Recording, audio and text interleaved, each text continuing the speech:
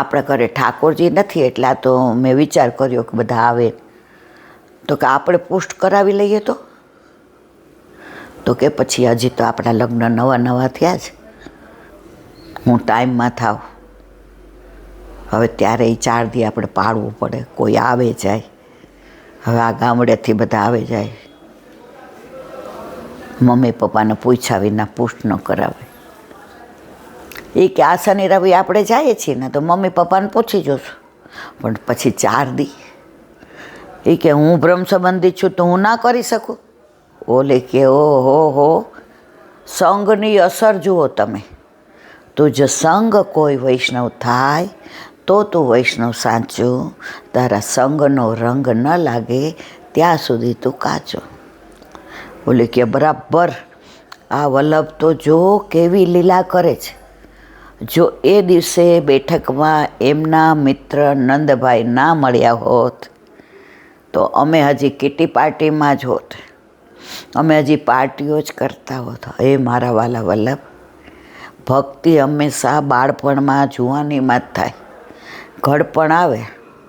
હવે અત્યારે છોકરાઓ બધાય સમાના દર્શન કરવા જાય. હવે ચાલવાનું બહુ થઈ ગયું છે, ગીર્દી બહુ હોય, ઊભું રહેવાય નહીં. તો આપણે કેમ 1-2 દર્શન કરીને બેસી જઈએ છીએ. તો જે થશે ને મારા વાલા એ બધું યુવાનીમાં જ થશે. ગોકુળનાથજીને વચનામૃતની કીધું છે 2-3 વાર, પણ અહીંયા અનુસંધાન કરું કે 3 પનિહારી જાતી હતી, રૂપ રૂપનો અંબાર, ત્રણેય માથે હેલ, કાખમાં છોકરો, અને વાતો કરતી કરતી જાય. તો એક ગુરુ એના સેવક સાથે બેઠા હતા. એટલે એણે કીધું ગુરુએ, દેખ દેખ પહેલી કો જાને દે, છેલ્લી કો મત દેખ, બીચલી કો પકડ લે. પહેલી કો જાને દે, पिछली को मत पकड़, बीच वाले की पकड़ ले. अरे એટલે 3જી વાર શિષ્યએ પૂછ્યું, તમે શું કહો છો? હાય હું તો આટલા વખતથી સાથે રહું છું, તમને ઓળખી ન શક્યો, શું કહો છો? આ ગામની વવારું છે. હવે ગુરુદેવ કે પહેલી કો જાને દો, છેલ્લી કો છોડ દો, બીચ વાલી કો પકડ લો. ઓલી પનિહારી એ જાણ્યું એટલે ઓલી પહેલી ને છેલ્લી હસવા માંડી, મસ્કરી કરવા માંડી. હવે તો ગામના સાધુ તારા પર મોહી પડે છે કે ઓલા શિષ્યને ગમ્યું નહીં, પણ સાધુ તો એનામાં મસ્ત હતા. ઘરે જઈ એટલે ઓલી એ કીધું એના વરને, એ કે ગામમાં સાધુ પાદરે બેઠા છે ને નદી કિનારે, તો આવું બોલ. હા તને કીધું એમ? એ કે હા. એ કે હું ને મોટા ભાભી ને નાની બધાય હતા. તો કે પહેલી કો જાને દો, છેલ્લી કો છોડ દો, બીચ વાલી કો પકડ લો. તો હું બીચ લીધું મોટું ધાર્યું હાથમાં, આવ્યા પાદરે જ્યાં નદી કિનારે. એટલે શિષ્ય કંઈક લેવા નીકળતો હતો. ક્યાં ગયો તારો ગુરુ? બતાવ મને, બતાવ. બોલો તો એ કે માફ કરો, માફ કરો, ગુરુદેવથી બોલાઈ ગયું, ભૂલ થઈ ગઈ, ક્ષમા. અરે પાડી દો. એ કે 1 ઘા ને 2 કટકા, હું દરબાર છું. ગુરુ પાસે આવ્યા હતા. ગુરુ તો એનામાં તલ્લીન હતા. ધાર્યું આમ મારવા કે શિષ્યએ એક પગ પકડી લીધા. ગુરુદેવ કે શું થયું? અરે શું થયું વાળી? તે મારા પત્નીને એવું કહ્યું કે પહેલી કો જાને દો, છેલ્લી કો છોડ દો, બીચ વાલી. હા. એ કે હા. એ કે તમારી પત્ની ક્યાં હતા એમાં? એ બીચ વેલી મેરી ही थी. ગુરુ કે ભાઈ બેસો, અમારો વાંક હોય ને તો જડથી માથું જુદું કરજો. મારો શિષ્ય ક્યાંય ફરિયાદ નહીં કરે. વર્ષોથી મેં સંસાર છોડી દીધો. મને સંસારમાં કાંઈ રસ નથી. મારે ને સંસારને લેવા નહીંતર દેવા. પરંતુ હું મારા શિષ્યને એ સમજાવતો હતો, એ મારી સાથે ચર્ચા કરતો હતો કે જુવાનીમાં તો જલસા થાય, બાળપણમાં ખબર ન હોય, ઘડપણ આવે ત્યારે ભક્તિ કરવાની. તો હું એને એમ કહેતો હતો કે બાળપણમાં તો તમને તમારી જ ખબર ન હોય, જુવાની તો જવાની, ઘડપણમાં નાકમાંથી લેટ જતું હોય, આંખે ઓછું દેખાતું હોય, કાને સંભળાતું ન હોય, પગ રહી ગયા હોય, હાથ ઊંચા ન થતા હોય. તમે શું ઠાકોરજીની સેવા કરો?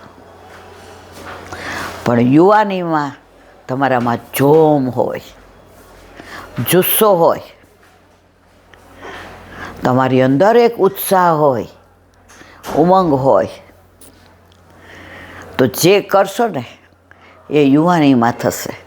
અને ઘડપણમાં પછી તમે કર્ણફૂલ નાકમાં પહેરાવશો ને તોય ઠાકોરજી કહેશે, ઓ યું નહીં, યું ધરા, તમારાથી ટેવાઈ ગયા હશે. એટલે મેં મારા શિષ્યને એમ કહ્યું, બાળપણને જવા દે, ઘડપણને છોડી દે,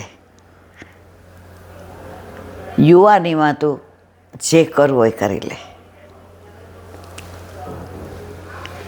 ઓલાએ ચરણ પકડી લીધા, સાધુ મહારાજ ઘરે પધારો. સાધુ તો ચલતા ભલા. આજનો દિવસ આ ગામમાં પૂરો થઈ ગયો. બસ બપોર થયા, આ શિષ્ય હમણાં મધુકરી કરી આવશે. રોટલો ને મીઠું જે મળશે એ અરોગીને આગળ જાશો. ના, અહીંયા 1 કલાક સત્સંગ કરીને જાઓ. ને ત્યાં સત્સંગ કર્યો. ત્યારે આ દીકરીએ એના વરને અનંતને કહ્યું, તમે કરશો? હા. દીકરી સમજી ગઈ. ઘા બરાબર જગ્યાએ વાગ્યો છે. ગામડે ગયા ને બા બાપુજીને પૂછ્યું. એ કે બટા, એ આપણાથી હંચવાય નહીં ને એમાં અપરોચ કરવાની હોય ને એમાં ઘડી ઘડી નાહવું પડે ને એમાં રેશમી કપડાં પહેરવા પડે, બધું જુદું રાખવું પડે, નહીં તો રામ થાય. બા, હવે તો બાળકો એવી કૃપા કરે છે, સરળમાં સરળ માર્ગ હોય તો પુષ્ટિ માર્ગ. નાહી ધોઈને ચોખ્ખા કપડાં પહેરો, 4 દિવસ પાડવાનું, લેટ્રિન જાય તો કપડાં બદલાવીને નાહી લેવાનું, અને પ્રસાદી હાથ અડી જાય તો ખાસા કરવાના. આના સિવાય ક્યાંય બા દૂર દૂર નથી. પણ બેટા પછી તમે ટાઈમમાં હશો તો કોણ કરશે? એ કે બા, એ જ કહું છું, તમારા દીકરા હા પાડે છે. મારા દીકરાને એને ભગવાને તો 12મો ચંદ્રમાં, એને તો દર્શન કરવાય આવું નહોતું ગમતું. દિવાળી આવે ખાલી બેસતા વર્ષે. એટલે અનંત કે ના માં, હવે પરિસ્થિતિ જુદી છે. હવે અમારું આખું વૈષ્ણવનું યુગલનું ગીત ને સંગીત સાથે કીર્તન ને ભક્તિ હોય ને એવું ગ્રુપ થઈ ગયું છે. અને બધાના ઘરે અમારી ઉંમરનાને ઠાકોરજી બિરાજે છે. એટલે બધાએ કહ્યું કે તમારે કાંઈ તકલીફ હશે તો અમે તમારા પડખે ઊભા રહેશું. માનો કે કાલ સવારે ભાભીને નંદ ઉત્સવ આવે, એવો પ્રસંગ આવે તો ઠાકોરજી અમે પધરાવી જશું. પણ તમે એક જ બાકાત છો. બાપા બાપુજી કે તમે કરો, અમને વાંધો નથી, પણ અમે આવીએ જઈએ ત્યાં તમને તકલીફ નહીં પડે ને. એટલે દીકરીએ જવાબ આપ્યો. એનું નામ રાની હતું. રાનીએ જવાબ આપ્યો, બા બાપુજી તમે આવો ને બધાય તો તકલીફ ન પડે, સરળ બની જાય. અમારા ઘરે તાળું ન મારવું, અને કોઈને હા પાડવી હોય તો ક્યાંય બાએ હા પાડી છે, ના પાડવી હોય તેમ કહીએ બાપુજીએ ના પાડી છે. અમારા ઘરના પગથિયા તમે, ઉપર ચડવું હોય ને તો અમારી સીડી તમે છે. બા બાપુજી તમારા સંસ્કાર એવા હશે કે તમારા દીકરા તૈયાર થઈ ગયા. અને ઠાકોરજી પુષ્ટ કરાવ્યા અને આખું ગ્રુપ. તો મારે જે પત્ની, ધર્મપત્ની અને વાઈફની વાત કરવી હતી, એમાં ધર્મપત્ની જે ધર્મ તરફ વાળે, જે સારું શું છે, ખોટું શું છે, શું કરાય ને શું ન કરાય, એ સમજ પોતાની હોય એ પ્રમાણે વાતો કરે, ઉપદેશ ના આપે, સલાહ ના આપે. વાતો કરતાં કરતાં ઓલું છોકરું હોય ને એને દવા પાવી હોય ને તો આપણે કહીએ ઓલી ચોકલેટમાં આ વખતે તો એટલા ડ્રાયફ્રૂટ નાખ્યા છે, તને એ ડ્રાયફ્રૂટવાળી ભાવે છે? હા, મને કલર કલર બોલે ને બહુ ગમે. તો દાદા કહેતા હતા કે આજે તો એ ચોકલેટ લાવવાના છે. સાચું કહેતા હતા દાદા? હા, કહેતા હતા કે આજે તો બધા માટે મારે ચોકલેટ લાવવાની છે. એમ કરતાં કરતાં દવા ક્યારે પીવાઈ જાય ને ખબર ન પડે. એમ સંસારમાં પણ દવા નથી પાવાની, પણ સંસારરૂપી જે દવા છે ને એને ઓછી કરવી હોય ને તો આવી ચોકલેટની વાતો કરવી પડે મારા વાલા. તો ધર્મપત્ની આને કહેવાય, જે ધર્મ તરફ વાળે. બાકી અત્યારે તો બધા વાઈફ તો છે જ, જ્યારે જુઓ ત્યારે મારે કિટીમાં જાઉં છું, મારે બ્યુટી પાર્લર, એ ખોટું નથી, પણ ધર્મને ભૂલીને કાંઈ ન થાય. આ ધર્મ ભૂલાયો, સંસ્કાર ભૂલાયા, સંસ્કૃતિ ભૂલાય છે, પરંપરા ભૂલાય છે. ત્યારથી તમે જુઓ પશ્ચિમી અનુકરણ, નાના નાના છોકરાઓને એટેક આવે. આજે આપણે લાફિંગ ક્લબમાં જઈએ તો ઘણા 9માં 10માં વાળા બેન દીકરીઓ સિગારેટ પીતી હોય ને ઓલાને દેતી હોય ફૂંક મારી મારી. આપણે રસ્તામાં જોઈએ છે. ચાલવા જઈએ તો બહાર દારૂની બાટલીઓ ખાલી પડી. આ શું બતાવે છે? સંસ્કાર ભૂલ્યા, સંસ્કૃતિ ભૂલ્યા, શ્યામને ભૂલ્યા. આજે પીઝા તમને મને 50 વર્ષ કે ખબર હતી શું છે? મંચુરિયન ને ફલાણું ઢીકણું અડધા નામે. ઓલા અળસિયા શું કહેવાય એને? અળસિયા જેવું આવે ને મેગાન ભેગાન કોણ જાણે, જે તમને ખલાસ કરી નાખે છે. દુનિયામાં ભારતનું નામ કેવું રોશન કે આજે આખી દુનિયા એમ કે ઓ કમિંગ ફ્રોમ લોર્ડ કૃષ્ણ's કન્ટ્રી. આપણે ત્યારે આપણે રાજી થઈ કે અરે અમે લોર્ડ કૃષ્ણની કન્ટ્રીમાંથી આવીએ છીએ. એ લોકોને કોઈ પૂછે જ તમે ક્યાંથી આવો છો? આપણી અલગ ઓળખાણ છે. હવે આપણામાં વિશિષ્ટતા ઘણી છે, પણ આપણે બધા એનું અનુકરણ કરીએ એટલે વિશિષ્ટતામાં આપણને રસ નથી.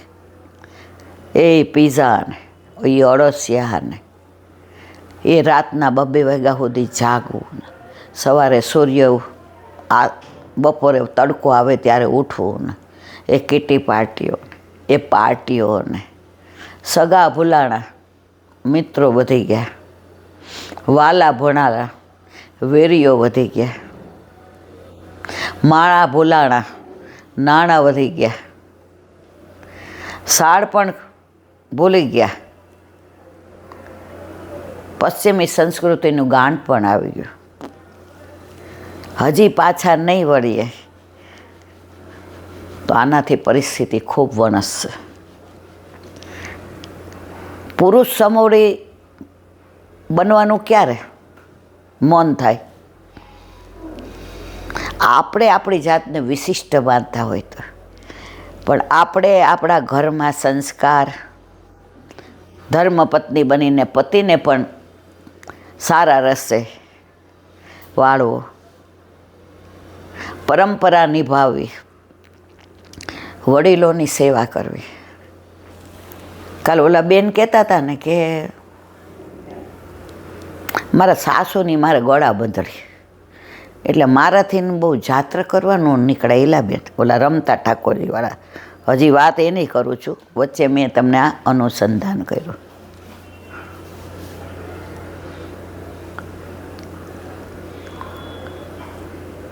મને કે મારા ગળા બંધણે. એટલે મારાથી બહુ યાત્રા કરવા, તમે વ્રજમાં જાઓ ને ત્યારે મને આવવાનું મન બહુ થાય, પણ મારાથી 10-12 દિવસ નીકળાય નહીં. પોતાની જાતે બધું કરી લે છે, પણ મારે નણંદ દેર જેઠ નથી, એટલે મારે મૂકવા કોને ઘરે? કારણ કે એ રસોઈ હાથે ન બનાવે.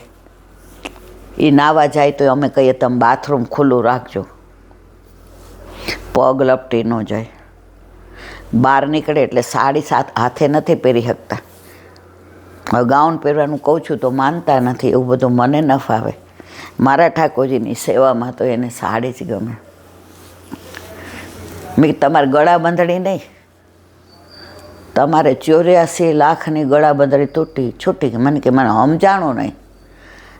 મેં તો મા બાપના ચરણમાં તો 68 તીરથ છે, તમે તો સાથે જ 68 તીરથ લઈને ફરો છો. તમારે ક્યાં જવાની જરૂર? તમે તો અત્યારે 2 દી આવ્યા, એ કે ભેગા લઈને આવ્યા છે. એકવાર દર્શન કરાવશું, કારણ કે અમે 8 જણનું ગ્રુપ આવ્યા છે.